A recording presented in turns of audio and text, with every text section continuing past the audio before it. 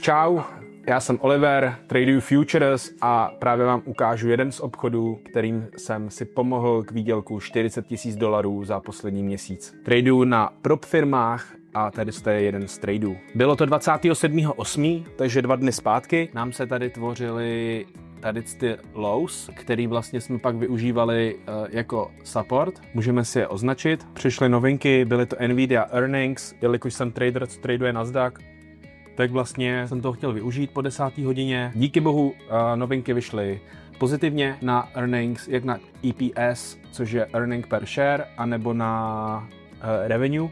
Takže vlastně počkal jsem si, ono to udělalo squeeze up, squeeze down. Jakmile se to dostalo do tady z toho bodu, tady jsem zadával longovou pozici.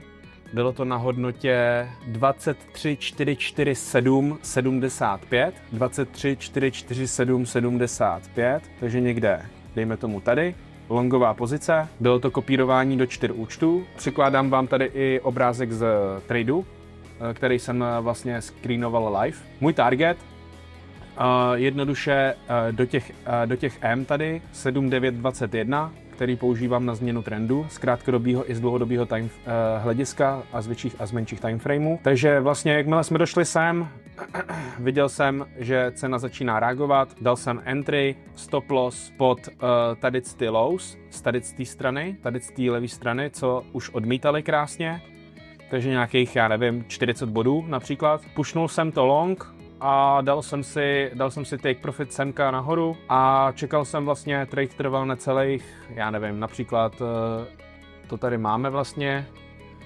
takže trade trval 10 minut 26 vteřin. Na každém účtu jsem udělal $1954 krát 4, takže něco kolem 8,000 cca, $8,000 a to je vlastně ten trade. Když se na to podíváme z dlouhodobějšího timeframeu, tak tady jsme měli furt nějaký downtrend. Když se na to koukneme třeba z H1, tady byl downtrend, se střel dolů, tady nás to zastavilo a tady to low. To si tam můžeme vykreslit klidně, jenom takhle, ať ho tady vidíte, nebudu to kreslit teďka přesně, ale ať to vidíte, jak to je. Tak, tady vlastně 9:10 ráno, druhá, třetí, čtvrtá New York Open nás vystřelil nahoru, vlastně do tady té zóny z levé strany. Tudíž vlastně my jsme čekali na nějaký pullback nebo na nějaký odmítnutí. Potom jsme se dostali sem, to bylo vlastně už v 6 ráno druhý den, respektive po víkendu a po pondělku, to bylo, myslím, že v úterý, teď se nejsem jistý. Celý den to až stoupalo nahoru, asi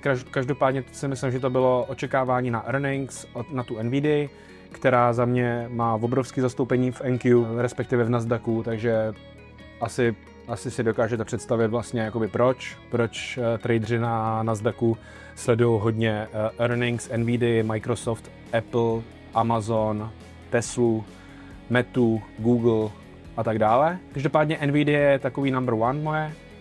Šli jsme up, tady jsme pushli dolů, jak jsem zmiňoval. Long 23,4475, push up, close 23,545.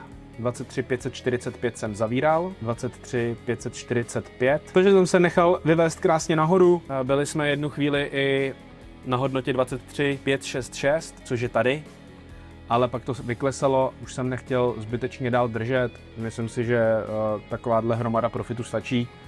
A tím jsem to uzavřel, bylo to večer, bylo to pozdě večer, 10. hodina, takže za mě super výkon a dobrý je si počkat na tu příležitost, protože ne každá příležitost se vyplácí a vždycky je důležitý si vyčkat. Díky moc za sklídnutí, já jdu pokračovat dál, mám tady nějaký trade, který bych chtěl zobchodovat. Za chvíli se vidíme u dalšího videa, díky moc, ahoj.